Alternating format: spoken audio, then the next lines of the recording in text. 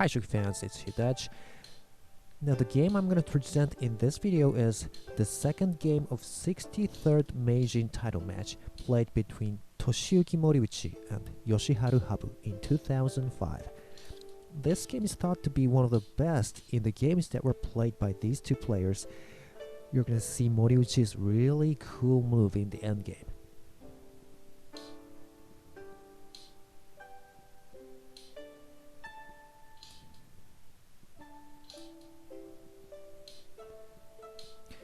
And in this game, HABU used this strategy, making a bishop trade here. This strategy is called, in Japanese, gote ittezon kakugawari. If I were to translate it into English, maybe it goes, white's one move lost bishop exchange.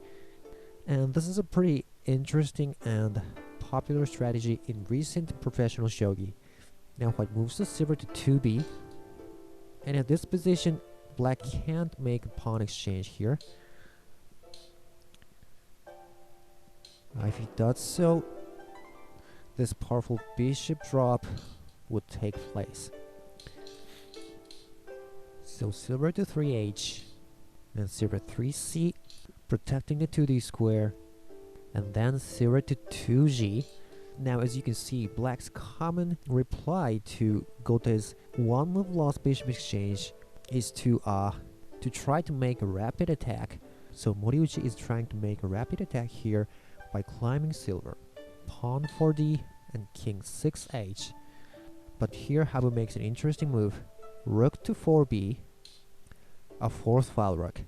Well, it's a strategy called bishop exchanged fourth file rook. And it's pretty different from an ordinary fourth file rook. And as you can see, he has already made this pawn push to 8d, a key move for static rook. So he's gonna have to be pretty skillful to castle his king in this way. So now Moriuchi doesn't go for climbing silver. He moves his silver to 3f. Now at this position, white would want to extend this rook pawn to 4e. But if he does that, black will have this bishop drop, threatening a bishop promotion and threatening to take this pawn at the same time. So white didn't extend that pawn and defended the 8c square by the silver. So now black plays pawn to 4f, preventing white from pushing this pawn.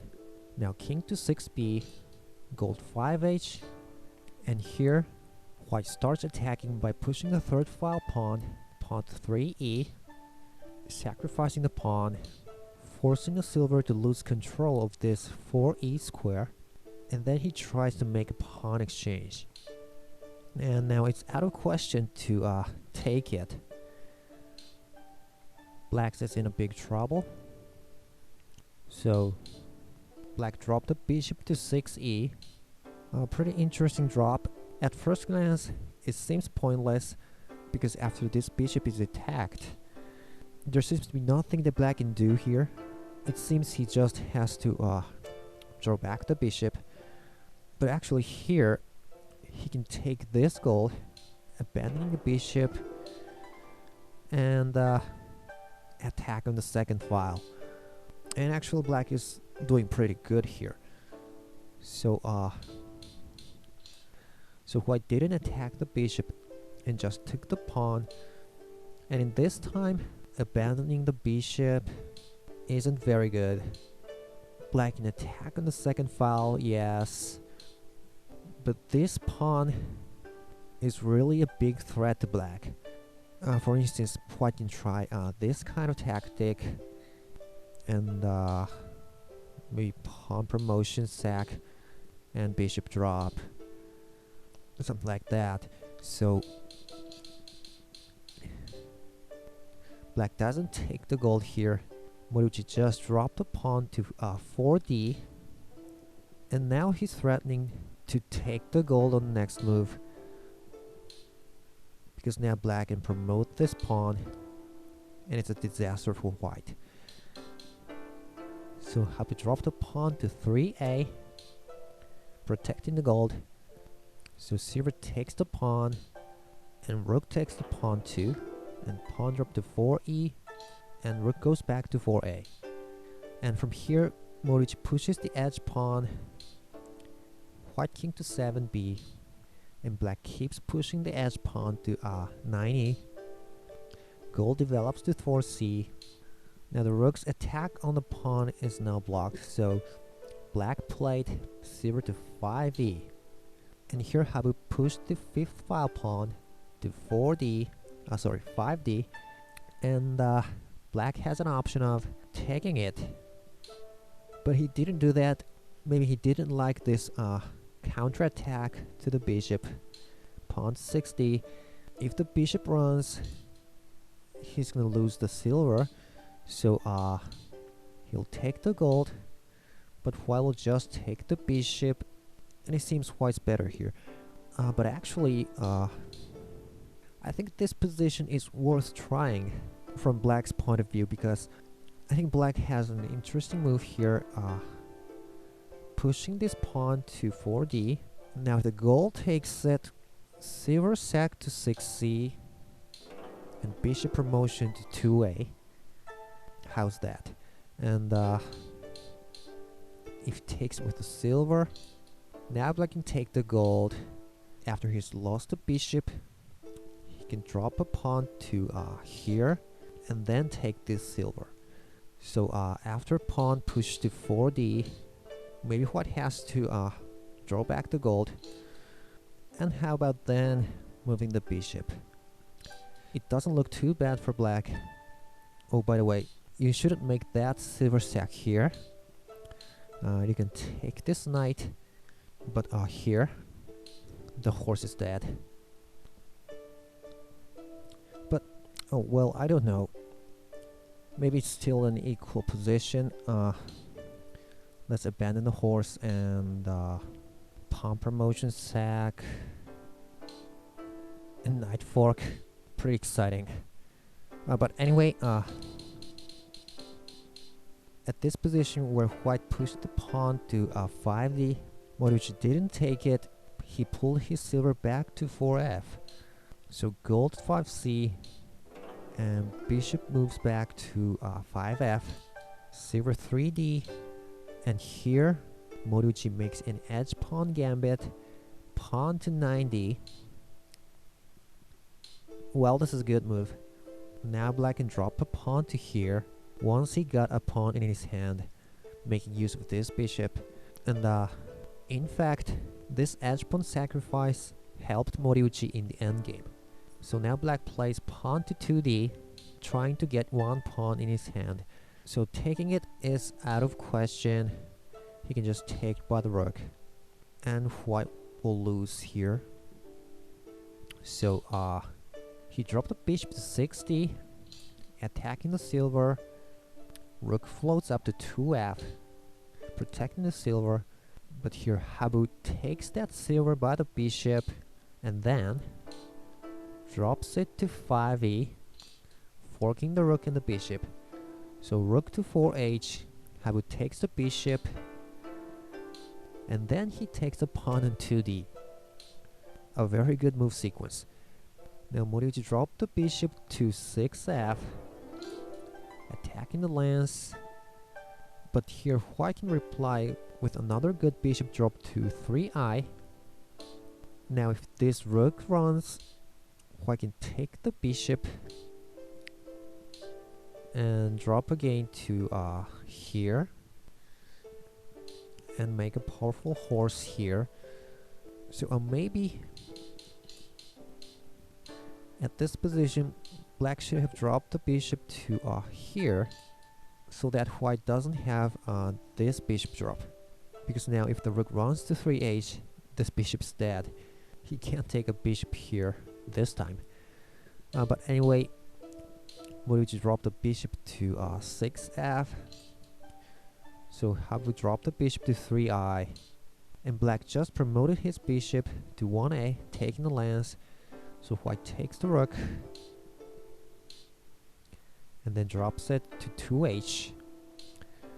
And black blocks it with the bishop drop. Now silver takes the pawn on 4e, and black dropped the silver to 3i. Now instead of dealing with it, HABU just moved his silver to 5f, allowing his rook to attack the gold, so black can't take the rook here because the gold's gonna fall. So oh, and black can't take this silver, by the way. White can just take the gold here. So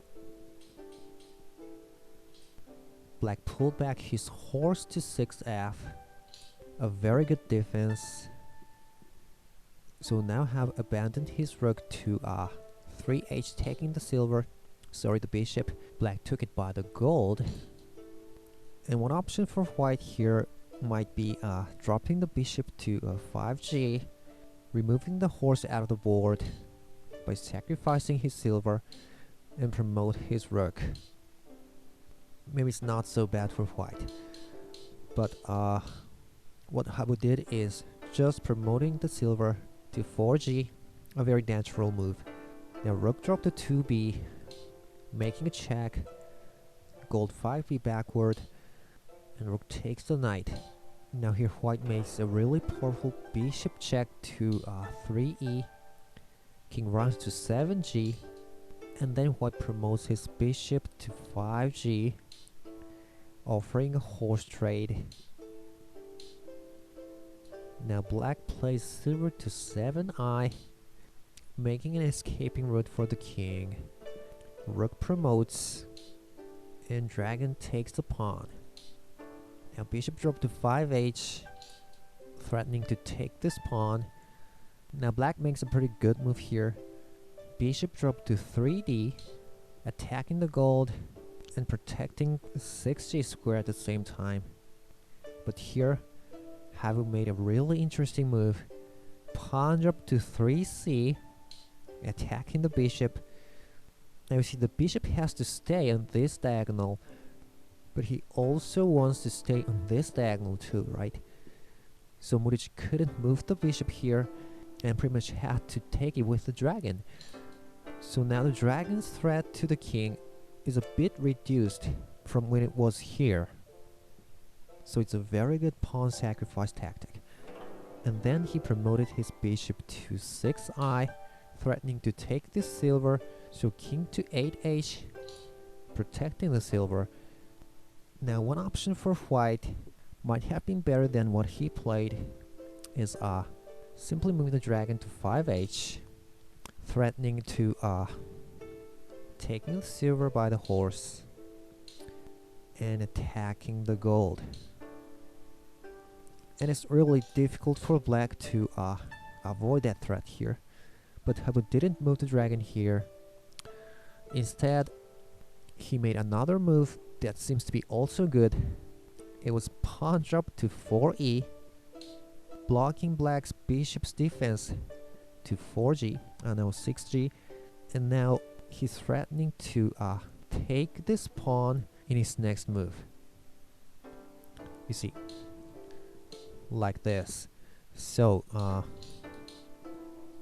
this pawn drop is also a good move, but this move allowed Moriuchi to get an opportunity to make this marvelous endgame tactic.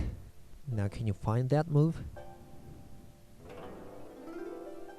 It's this gold sacrifice to 4h. Brilliant. Now obviously this gold is forking the promoted silver and the dragon. Yeah.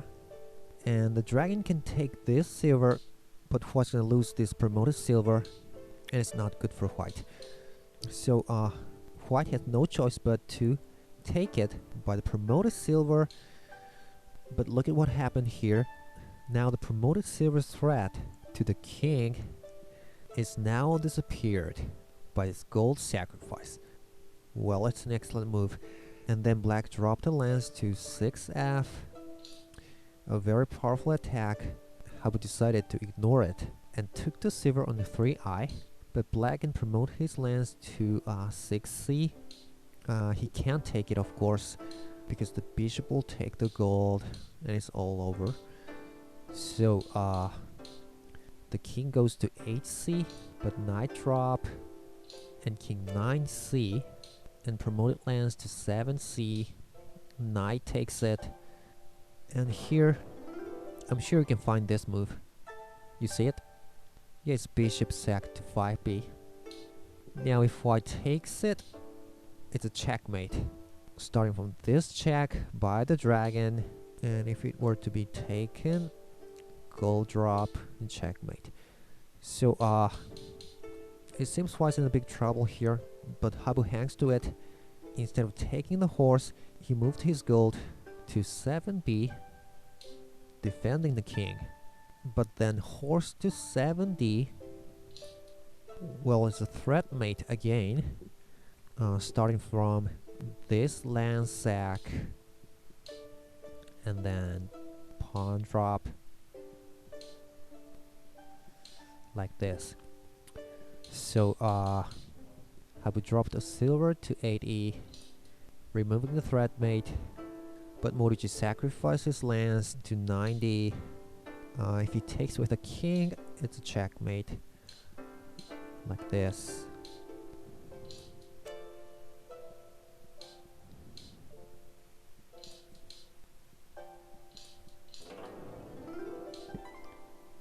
Something like that. So